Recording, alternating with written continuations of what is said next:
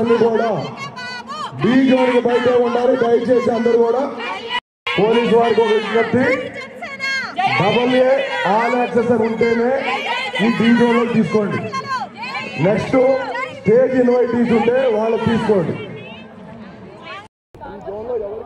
Janasena party ఆవిర్భావ సభ కోసం అటు కర్ణాటక ఇతర రాష్ట్రాల నుంచి కూడా భారీగా పరిస్థితి అయితే ఉంది. మనమైతే విజువల్లో కూడా చూడొచ్చు. వస్తున్నటువంటి వాళ్ళకి సంబంధించి ఏర్పాట్లు అయితే ఇక్కడ చేసినటువంటిది అయితే ఉంది.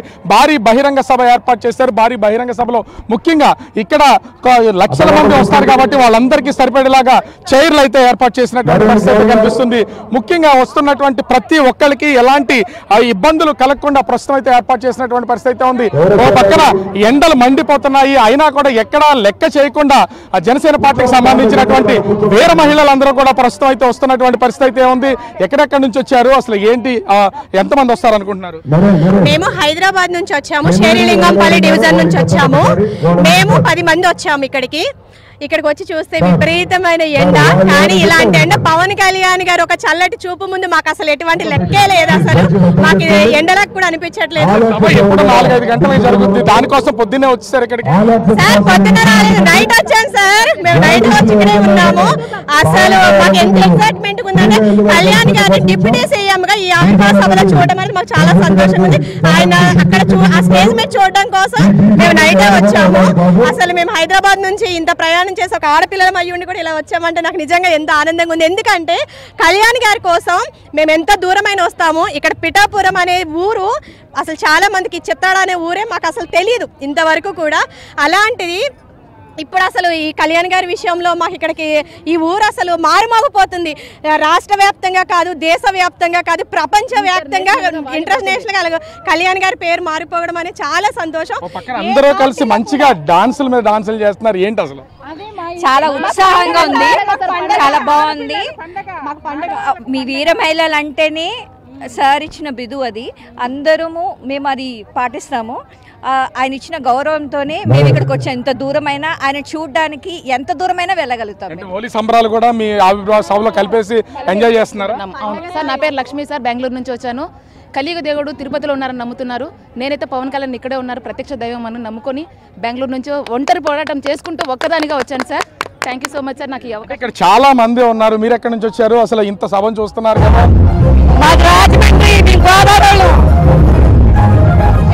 అటు ఒక గోదావరి వాళ్ళే కాదు, అనేక ప్రాంతాల నుంచి వచ్చినటువంటి వాళ్ళు ఇక్కడ కూర్చుని ప్రతి ఒక్కరు కూడా ఎంజాయ్ చేస్తున్నటువంటి పొజిషన్ అయితే కనిపిస్తోంది. సో డాన్సులు వేస్తున్నారు, అదేవిధంగా వాళ్ళు చేస్తున్నటువంటి మూమెంట్స్ కూడా మనం అయితే చూడొచ్చు. ఇక్కడ కనిపిస్తున్నటువంటి అంటే పవన్ కళ్యాణ్ చూడడం కోసం హైదరాబాద్, బెంగళూరు అనేక ప్రాంతాల నుంచి వచ్చినటువంటి వాళ్ళు అయితే మనము ప్రత్యక్షంగా చూడొచ్చు. డాన్సులు చేస్తూ ఎంజాయ్ చేస్తూ కలియుగ దేవుడు వెంకటేశ్వర స్వామి తిరుపతిలో ఉంటే ప్రస్తుతం పిఠాపురంలో మా దేవుడు పవన్ కళ్యాణ్ ఉన్నాడంటూ వీళ్ళందరూ కూడా చేస్తున్నటువంటిది అయితే మనమైతే చూడొచ్చు.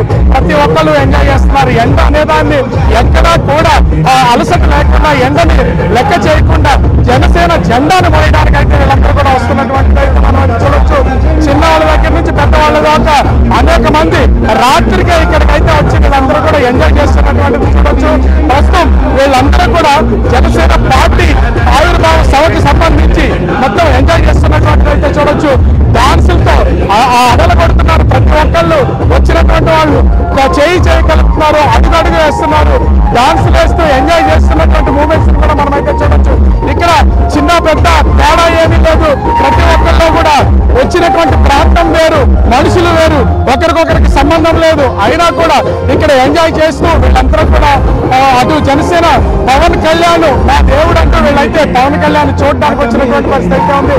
రాత్రి వచ్చారు, ఎండ భరించలేనటువంటి పరిస్థితి నెలకొంది.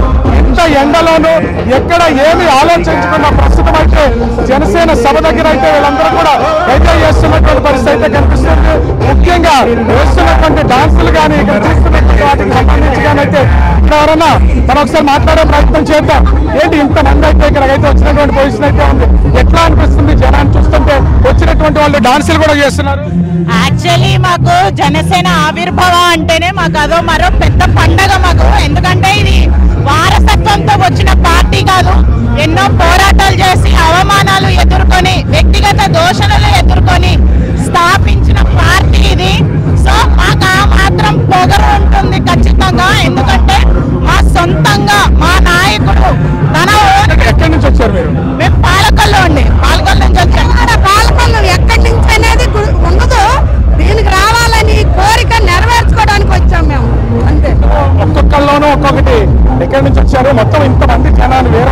అందరూ కూడా సభల దగ్గర కూడా సెపరేట్ చేసి అందరినీ కూర్చోబెడుతున్నటువంటి పరిస్థితి. ఇంత ఎంతని కూడా లెక్క చేయకుండా పవన్ కళ్యాణ్ గారు మహిళలకి వీర మహిళ అని పెట్టినప్పుడే జనసేన మహిళలు అంటే ఏంటో ప్రూవ్ అయిపోయింది. అంటే ఝాన్సీ లక్ష్మీబాయి లాంటి వీరత్వం ఉన్న వాళ్ళే మహిళలు. ఎండ వాన చలి ఏమి లేదు, ఎన్నో అవమానాలు ఎన్నో అవహేళనలు భరించి ఈ రోజు పండగ చేసుకుంటున్నాం. ఆ పండగను మరి ఎంజాయ్ చేయాలి కదా.